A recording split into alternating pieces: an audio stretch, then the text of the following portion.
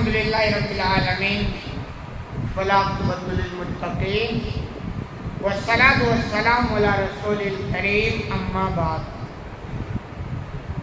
باتیں شیطان کے کارناموں کے تعلق سے کہ شیطان ابن آدم خاص طور پر اہل ایمان سے کس طرح دشمنی نبھاتا ہے۔ حدیث نمبر 3290 عن عائشہ رضی اللہ عنہ قالت، عائشہ رضی اللہ عنہ بیان کرتے ہیں، لما کان یوم احد ہزم المشرکون، کہ یوم احد یعنی احد والے دن جب مشرکین شکست کھا گئے۔ غزوہ احد جو مسلمانوں اور کافروں کے درمیان دوسری جنگ تھی، پہلے غزوہ بدر جس میں اللہ نے مسلمانوں کو زبردست کامیابی عطا کی، اور کفار مکہ کے جتنے بڑے بڑے سردار قسم کے لیڈر تھے یکا دکا چھوڑ کے ساروں کا کام تمام ہو گیا تھا۔ اسی غزوہ بدر کے انتقام کے لیے ان لوگوں نے پوری تیاری کی، اور اس کے بعد غزوہ احد پیش آیا۔ غزوہ احد میں مسلمانوں کو کافی نقصان ہوا، وجہ ہے جو ہے وہ ہے، لیکن نقصان ہوا۔ لیکن شروع میں مسلمانوں کا پلہ بھاری تھا، وہ تو بعد میں تھوڑی سی چوک ہوئی اور وہ پاسا پلٹ گیا۔ تو اسی کے تعلق سے آتا ہے کہ غزوہ احد کے دن جب مشرکین شکست کھانے لگ گئے یا کھا گئے، فصا ابلیس، تو ابلیس نے چیخا، آواز لگائی۔ ابلیس تھا وہ ہمیشہ اسلام کے خلاف جو جماعت ہوتی ہے اس کے ساتھ جا کے کھڑا ہوتا ہے، اور جیسے پھر اپنے اوپر کچھ دیکھتا ہے وہ میدان چھوڑ کے بھاگ بھی جاتا ہے۔ تو کہہ رہے جب اس نے دیکھا کہ مسلمان کامیاب ہو رہے، اس نے زور سے آواز لگائی، ابلیس، اس نے کہا، اے عباد اللہ، اے اللہ کے بندو، یعنی اے ایمان والوں، ایمان والوں کو اس نے پکارا خیر خواہ بن کے، حالانکہ خیر کا نہیں، ہمیشہ یہ بندہ آئے گا تو خیر خواہ بتلائے گا کہ میں تمہارا بڑا خیر خواہ ہوں، بہت ہی تمہارا بھلائی چاہنے والا ہوں، حالانکہ بھلائی چاہنے والا نہیں ہوتا۔ تو اس نے علی ایمان والوں سے کہا کہ اللہ کے بندو اخراکم، اپنے پیچھے والوں سے بچو۔ اس نے کہا کہ تم تو آگے بڑھ رہے ہو، کامیاب ہو رہے ہو، پیچھے دھیان رکھو ورنہ پیچھے سے تمہارا کوئی حملہ کر دے گا، دشمن آ رہا۔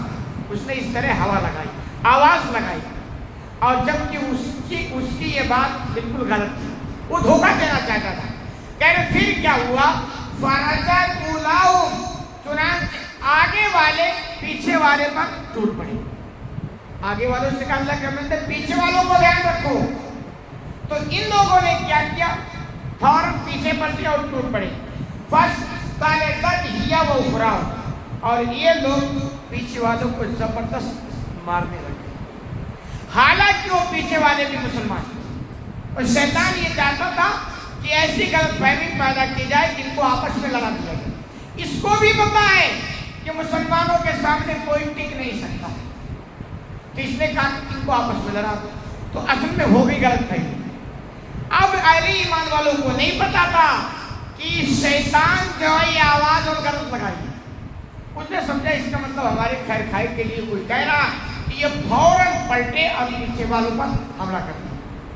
اب ایسے جنون میں، ایسی آفت مصیبت میں سمجھ میں بھی نہیں آتا ہے کہ کون اپنا ہے کون پرایا ہے، اور بھی کئی وجوہات ہو سکتے ہیں۔ تو ہوا کہ جب ابلیس نے ندا لگائی، یہ ایمان والے نہیں سمجھ پائے، پیچھے والوں پر پلٹے اور ان کو مارنا شروع کر دیا، حالانکہ وہ پیچھے والے بھی مسلمان تھے۔ یعنی اب یہ ہو گیا کہ مسلمان ہی مسلمان کو مارنے لگتے، وجہ غلط فہمی، سمجھ نہیں پائی۔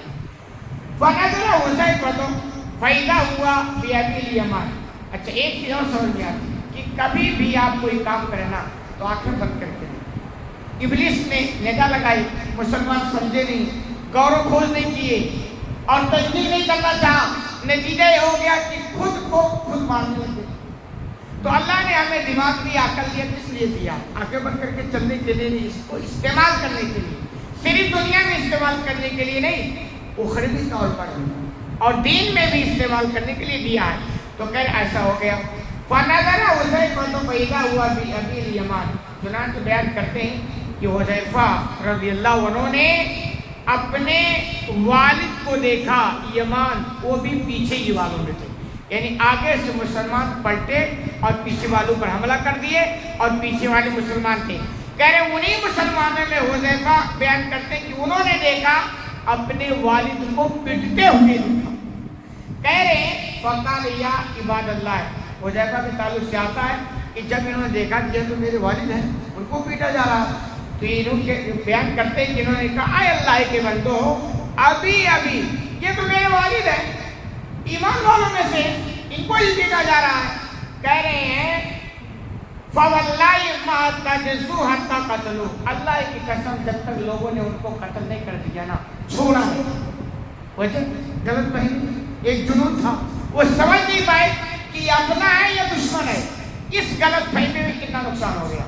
اس لیے اللہ کے بندو دنیا میں آ کے کھول کر جیو، سمجھداری کے ساتھ جیو، کسی کے بہکانے میں آ کر نہیں، دماغ کا استعمال کرو، اور سب سے بہترین چیز مذہب اسلام کی رہنمائی میں جیو۔ اسلام بھی کہتا ہے کوئی خبر لگے تو پہلے اس کی تحقیق کرو۔ ابلیس نے جب ندا لگائی تو مسلمانوں کی ذمہ داری بنتی تھی کہ اس کی تحقیق کر دی، انہوں نے تحقیق کی نہیں اور فوراً حملہ کر دیا، اور اتنا جنون تھا کہ ایک صحابی کہہ رہے یہ میرے والد ہیں، ایمان والے ہیں، ان کو بھی نہیں چھوڑا جا رہا تھا، وہ یہ سمجھ کر کے بس یہ دشمنی ہے۔ کہہ رہے فما زالت حذیفہ منہ بقیۃ غفر اللہ لکم قال عروہ، یعنی اس کے بعد جب قتل کر دیا گیا تو حذیفہ کے والد یہ مانتے، تو حذیفہ نے کہا اللہ تم کو معاف فرمائے، یعنی صبر کیا، ان کو پتا ہے کہ یہ جان بوجھ کر ان کو نہیں کرنی، غلط فہمی ہوئی، تو اب کتنا صبر، یا ان کے والد کو ان کے سامنے قتل کیا گیا اور انہوں نے دیکھا، اس کے بعد انہوں نے سمجھ گئے کہ جان بوجھ کر تو قتل نہیں کیا جا رہا نا، غلط فہمی ہے، اور کتنا بڑا انہوں نے دل کر کے کہا سب کو اللہ کو معاف فرما۔ ایسا ہونا چاہیے، ہمارے پاس تو نہیں، ہمارے اندر انتقام کا جذبہ ہے، انتقام، بدلہ بدلہ بدلہ۔ جب کہ اسلامی میں جا دیکھیں گے نا، کبھی بھی ذاتی بدلے کے لیے تو جینا ہی نہیں چاہیے، نظر انداز کرنا سیکھو، معاف کرنا سیکھو۔